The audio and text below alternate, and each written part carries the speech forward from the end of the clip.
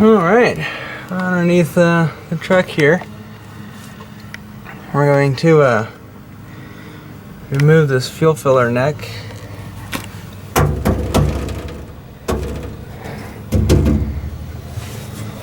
If I can get underneath here. I wonder if there's any gas in it. Supposedly we used it all.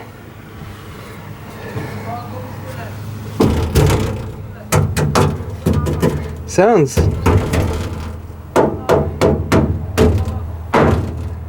empty.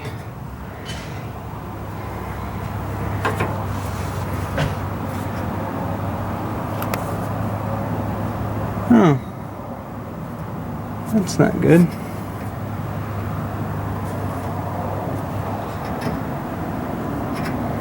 What the hell is this? Oh, this is the axle vent tube. I thought it was part of the brake line. I'm like, what the fuck? Surprised it hasn't blown out. So I'll need a new axle vent tube. Don't worry about brakes in another video. I do need to put new brake lines in. Okay, so how much you want to bet those are 17 mils? We got 2 nuts on each side. 2 straps which are not rusted out, so that's good.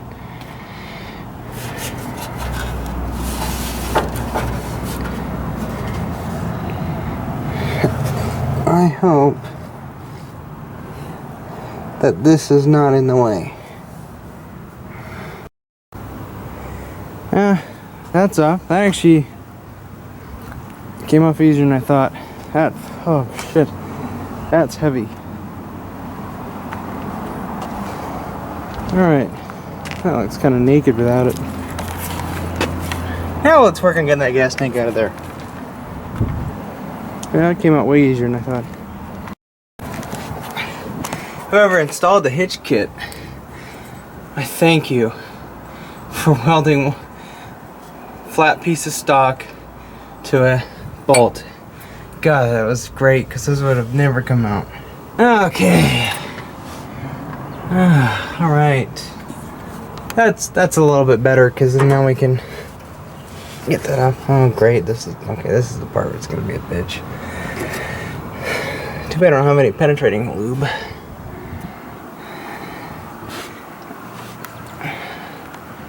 One of these days I'm gonna get in here and remove these fucking overload leaves so it's not all like bouncy when it's unloaded.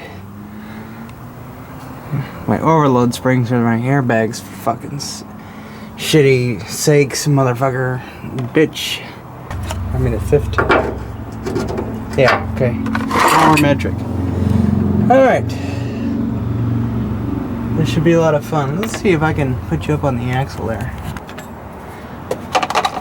Alright, this is gonna be my headrest.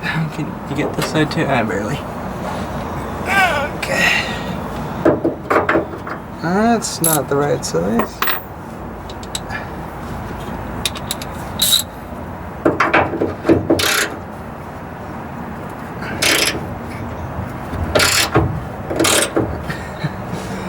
Of course, the other side's turning, so we're going to put a wrench on that. I have a feeling that's going to be a 15 on that side as well. Nope. That was a 13. I can't see the numbers correctly.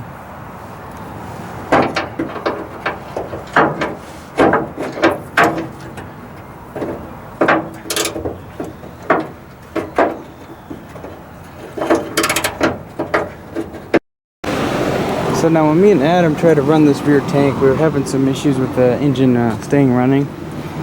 And I found one reason why.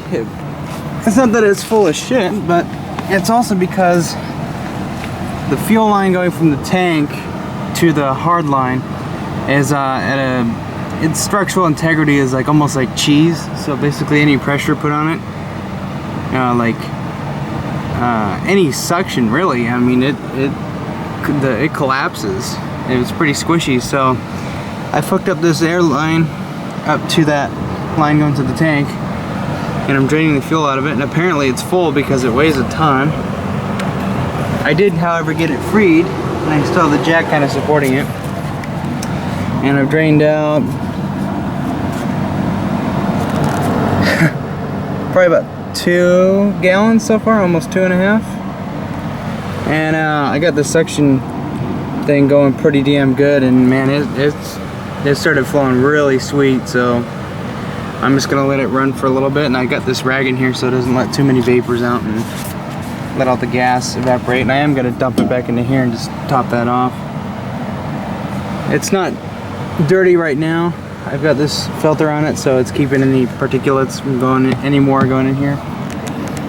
I actually got this. I tried this vacuum pump. This got a little bit of the flow started, but wasn't good enough. That's all from the fuel line. That rubber hose. Look at it. Yeah, we don't want that going into anything, so that's pretty nasty. But yeah, it's flowing pretty good. It's probably gonna take forever to drain it out, but it doesn't smell too bad. It smells kind of fresh, kind of old, but I'm sure this truck will burn through it pretty fast. So when I get that tank off, I can actually, or when I get it drained, I'm gonna completely remove it from the truck, and we'll replace the fuel lines, and I'm gonna mess with the sending unit, see if I can get it to work, so I know how much gas is in it. And then the other thing is I'm going to clean out the tank so that there's no more particulates and all kinds of stuff, and I'll make sure it's good, and then I probably won't have to replace it. I mean, it is a 20-gallon tank, and well, the stuff I'm going to do to this truck, I'm hoping when I'm done, it should get about 25 miles to the gallon on the highway or more, and I'm hoping that 20 gallons and the 16 up front would be enough to go right into Idaho without having to fill up. That'd be amazing. But yeah, still running. I think the flow is pretty consistent. It hasn't really changed. It's just gurgling in there pretty quick. Yeah, it's already filling up with shit. Oh yeah, this is kind of filling up fast. I'm gonna let it get up to the neck here, and then I'm going to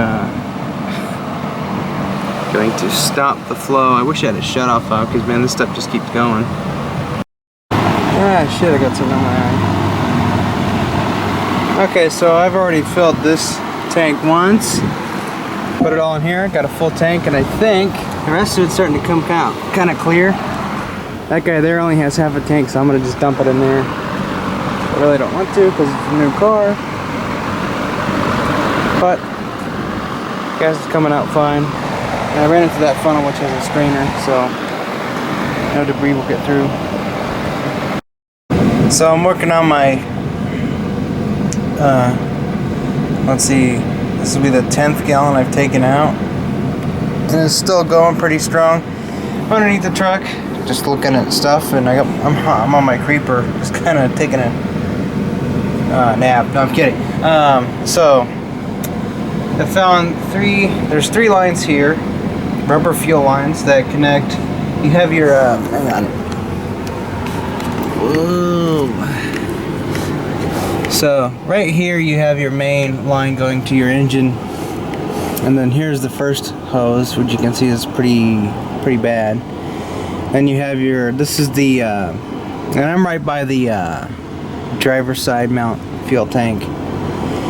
So this right here is your fuel selector valve, or fuel tank selector valve, and it appears, I think either the top one or the bottom, either one of those is the for the rear tank or front. Well, anyways, both of these hoses, or all 3 of these hoses, need to be replaced. So I might make a trip to Ace Hardware before they close and pick up some fuel line, and we'll go ahead and replace these, because these fuel lines are original. These are 30 years old, and I'm surprised they haven't just completely gone foobarred. And that would probably explain why this truck loses fuel pressure.